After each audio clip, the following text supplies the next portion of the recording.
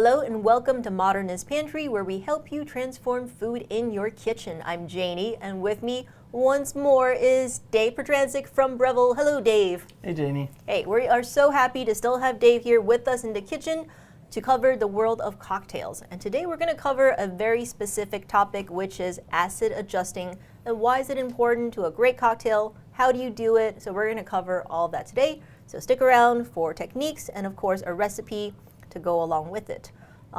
Dave, where I want to start with just very basic level, what is the role that acids play in a great cocktail? So the acidity is what cuts through the sweetness of a drink. It can also cut through the proof of a drink. So it's really there's a lot of things that bring the cocktail into balance, right? But acidity is one of those things that kind of levels everything out.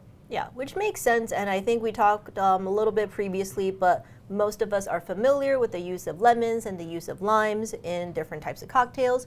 What about kind of the freshness of the juice? Does that make a difference at all in terms of the product that you get at the end of the day? 100%. Okay. So there's a video I was watching, and the guy said if you have juice the next day at the bar, it might as well be dairy in the desert. Okay. Like it's in a real great cocktail program, juice is done every single day. Okay. And whatever is discarded or used for some other purpose, for staff meal or whatever it is, fresh juice is really paramount. It adds a great brightness to the drink, and it's going to lose that punch after about a day. And just using fresh juices, because you could buy like a shelf-stable lemon juice or lime juice, they taste nothing like a freshly juiced product. 100%. Yeah, especially pineapple juice. Canned pineapple juice is okay, and it's consistent in its flavor, but the texture that you get out of pineapple juice cocktails is so awesome. It's really silky, really velvety, but when you use fresh pineapple juice, it's just on a whole other level. Okay. So then if you want to see that in action, we did do an episode previously where we made fresh pineapple juice, so you can check that out in the links in the description below. Now today, what we really want to talk about is a technique in cocktail making called acid adjusting. And I don't know anything about cocktails, so what exactly is acid adjusting and how does it affect your cocktail? Yeah. So acid adjusting is fixing the juice's profile to be like lime or be like lemon. Okay. So your most common acid that you'll use in a cocktail, lime juice or lemon juice. You'll see grapefruit juice too, but even if you've had a Paloma, they're not really refreshing per se. They're not refreshing in the way that a margarita is or that a daiquiri is. And that's because grapefruit doesn't have the same level of acidity that a lime or a lemon does. Yeah. And same thing, what we're going to do today is orange juice. Orange juice does have a little bit of citric acid in it, but it doesn't have malic acid, which is one of the key things in lime juice. And so we're going to adjust its acidity profile by adding citric acid and malic acid. And in this example, we're going to use succinc acid solution to really just dry off the edge to it. It gives you that like in the back of your palate. All right, so in order to see this in action, what we've prepared today is that we have some fresh orange juice here, and we squeezed it using the Breville Juice Fountain Pro. I don't think I'm saying that right. XL, you're so close. XL Pro. Yes, but so we have freshly squeezed orange juice right here, so we're gonna make the same cocktail. I'm gonna have Dave tell you what the cocktail is because I don't know what all the things that go into it is, but we're gonna make one with regular freshly squeezed orange juice, one that is acid adjusted using just a citric and malic, and then the other one with the citric malic plus the succinc. Yes. And I've never tasted, I think maybe I've had like I don't think I've had this cocktail before, but in any case, we're going to taste all three versions and give you our feedback on how exactly the acid adjusting has affected the cocktail as it evolves. Yes. All right. So Dave, tell us a little bit about the cocktail that we're making today, and then we can kind of run straight into the different types of adjusting that we're doing. Right. So the cocktail that we're making is a play on a painkiller. And a painkiller has a pretty cool history. We talked about this last night. Yes, and I was like, please tell the story of the king about it. So the painkiller originated at the Soggy Dollar Bar, which is a bar that's in an island somewhere, and you would park your boat out, and you would put your money in your pocket, and you'd swim up to the bar, and you get your painkiller, and then you handed them a Soggy Dollar, so it was a Soggy Dollar Bar. That's awesome. So the painkiller originated there. Traditionally, a painkiller has to include pussers. Actually, painkiller, it cannot be called a painkiller legally unless it uses pussers. Pussers has trademarked painkillers. Okay. But this is like a riff on the painkiller. So this is called the Remedy, and this was developed by Dave Arnold. I think this was originally on the menu at Existing Conditions. And if you've ever had a painkiller, like it's good. And one of my best friends who got me into cocktails, painkillers are one of his favorites. Okay. He will hate me for saying this, but I just don't like painkillers. Okay. They're lacking in, you'll see when we taste this cocktail with the regular juice versus the acid-adjusted juices, it just kind of like falls flat. Like it's fine, but it falls flat. And so this improved version of the painkiller that they did, the Remedy, really just adds more brightness to the drink. Yeah. All right, and what are the key components, what are the main components of a painkiller, or sorry, of the Remedy? Of the Remedy. So we're going to use a really cool pineapple rum that uses spent pineapple barks, and it's part of, they macerate it and then they distill it out.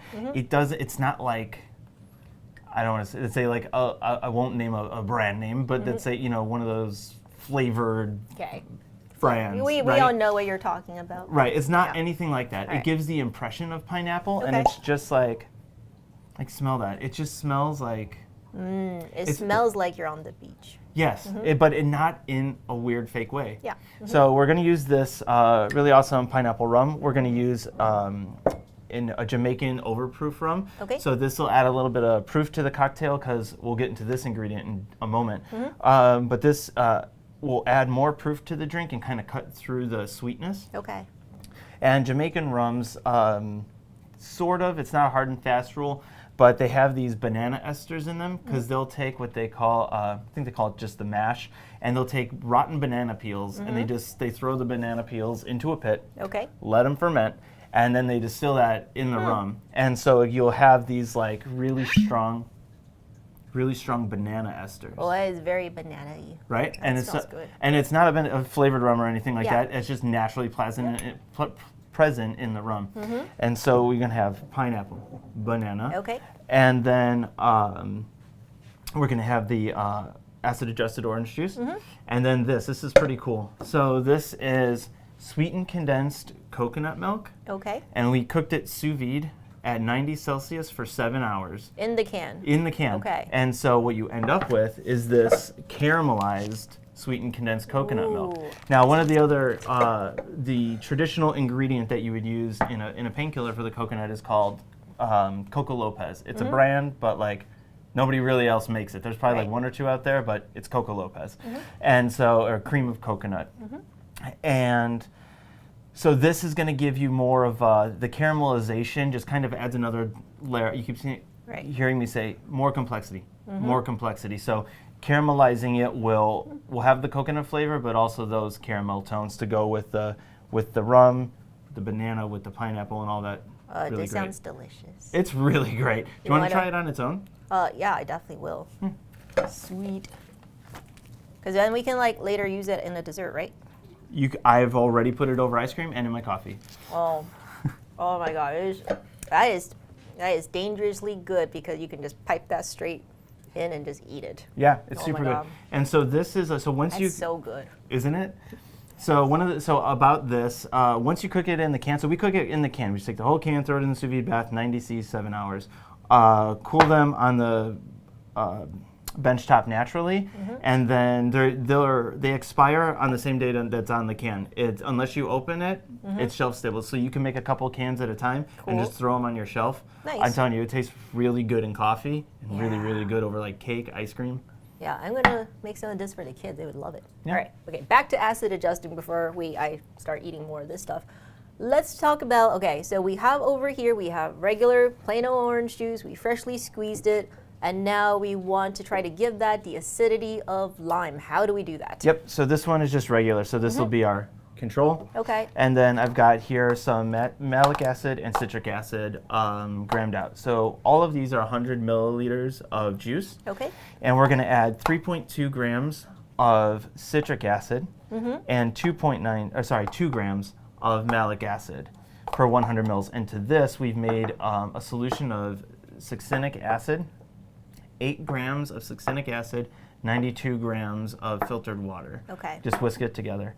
And so this, in 100 mils, we're going to do 10 drops. Okay. How did you arrive at those numbers? Like, how did you know that this one needs 3.2 and 2 grams, respectively? So don't worry, this will all be up on the blog. Links in the description below if you're like, I don't remember any of these numbers. Yep, and so I don't either. I've just done it a bunch of times that I kind of remember it now. But you can find it on the internet. Like if you look up acid adjusting, you're going to find acid adjusting for grapefruit, pineapple juice, lime, grapefruit, pineapple, and I forget the other, and orange. And you'll find it for adjusted to lemon's acidity, which is just straight citric, and then adjusted to lime, which is malic and citric. And then kind of new information or new developments in this world is adding succinc acid to the citric and the malic. Okay, well let's go for it, and I want to see what effect this has. And we're going to put this in a table on our blog. Yep, so citric, malic, just both go in, and you whisk it up. It's easy peasy. So we just whisk it until it's dissolved. Do you want to add those into there? Sure thing. And then 10 drops of the solution. Cool. So just whisk it up, and it'll dissolve. And I keep these in my fridge, again, just for about a day. I keep all my juices pretty fresh. I make small amounts. Yep. All right, so that's the citric and the malic, and this is the citric, malic, and succinc acid. And basically the reason that he adds the succinc acid is that it hits you more on the back palate. There's more of a drying quality to it. Okay, so what we're going to do, because Dave only has one shaker and we don't have any here, which we need to get, we're going to shake 2 of these cocktails off camera, come back, finish it off, and of course taste all 3 of them. Be right back. All right, so we got 2 cocktails made. We're going to make the 3rd one for you right now. But remember, if you like what you see today, subscribe, like, hit notifications so that you get more of this content in the future. And if there's anything else that you want Dave to come back and do, because we would love to have him back here, drop that in the comments below. I'd love to come back. Yes. Yeah. So Dave, all right, let's build the last one live. Let's do it. Take it away. All right, so we're going to go in with 1.5 ounces of the pineapple rum. 1.5 ounces of that.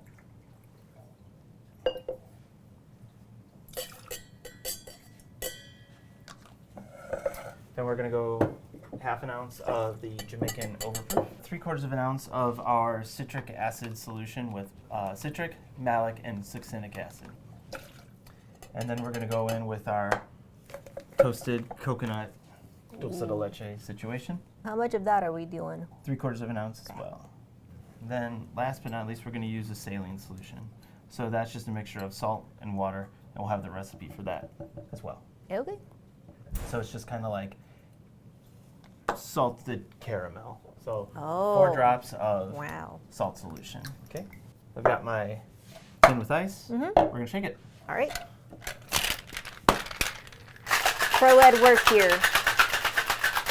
I feel like the few times I try making cocktails, I just shake it like this, and I'm like, I know I'm not doing it right because it looks terrible when I do it. I'm like, when he does it, it's all cool, right? Definitely not cool. And there's like a thing about like the face you make, because you shake it real hard and you got like this like angry face. There's no good face to make, so just smile. You have to look up the IG bartender accounts when they've like mastered making sexy face while they're shaking. There's a guy there's a YouTuber that I love. His name is Steve the Bartender. Okay. He's from Australia. He's a big guy. He's just got this like, before he shakes, he looks at the camera and like has this like drawl smile. Okay. And then he just like shakes real hard. But the face he makes, I practiced. Okay. Trying to look good while shaking. All right, so that's it. So we have our 3 cocktails. Cool. We have our 3 remedies. So we have regular, we have citric, and then we have the citric, malic, succinc. All right, let's go for it. Okay. We got straws. Now let's go start with the regular because I want to kind of have that baseline for what we're looking for. Okay. So that's regular orange juice. Really hot on the alcohol. It's fine, but it's not It's okay. I'm not like excited about it. But it's definitely not terrible. It's not, no, definitely not terrible, but like once you taste this, you're gonna be like, ah. Okay. So now this is like when we were talking about balance and like with the role that acidity plays in the cocktail. Have a sip of that one. All right, so this is the acid adjusted with just citric and malic. Yeah. Oh yeah, that is really good. That's a completely different experience. I think you had mentioned a few times earlier, refreshing, and I would say yes, this is refreshing. It's making my mouth water after I drink it. It is really nice. Yeah. Right. Now Yeah, this is huge difference. The other one was just like, all right, I guess I got some booze. And that's really like how a painkiller is. It just kind of falls flat from that orange. Now this one is uncharted territory for me as well because I've not made it with the Succinc. Okay, I want you to drink it first then because it's so Dave's never had it this way with the Succinc Acid solution.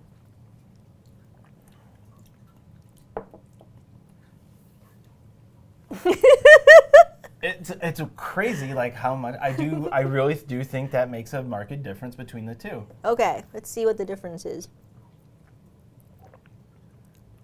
Like you get that extra little, there's just like It's like a totally different drink. It's almost to me like a little bit more bitter, a little bit of grapefruity. Yeah, and it's this one to me with just the citric malic is the most refreshing. That'll probably be my personal preference for this drink to have that because it's still like a little bit sweet. This I feel like has lost some of its sweetness. It's a little bit bitter, a little bit salty. Yeah, I'll give you that. The I'd maybe just dial it back a touch. There's 3/4 of an ounce, so maybe if you're using the Succinc Acid. And then now it's in the back of my throat. Exactly. So if you have, maybe if you're doing the Succinc Acid in it, maybe go from 3/4 of an ounce, just do a fat ½ ounce, just do a little bit over a ½ an ounce and just dial it back a touch. Yeah, and at the end of the day, like drinks as well as food is always about what you like. So you might have this and be like, oh, I love it, like a little bit drier like this. So I think hopefully what you've taken today is how do you acid adjust your juices? And you have some great options. You have citric, malic, succinc, which are all available on modernistpantry.com. So you can purchase them in the links in description below and give this the remedy a shot. It'll be up on the blog, or start adjusting your own drinks and let us know how it goes, right? Yeah. So thank you so much, Dave, for your time. We love having you here. And until next week from here in the Modernist Pantry Test Kitchen, I'm Janie. And I'm Dave. Today I'm going to show you how to make the remedy by existing conditions. Cheers. I dribbled all over myself. He goes like, I'm going to show it to you.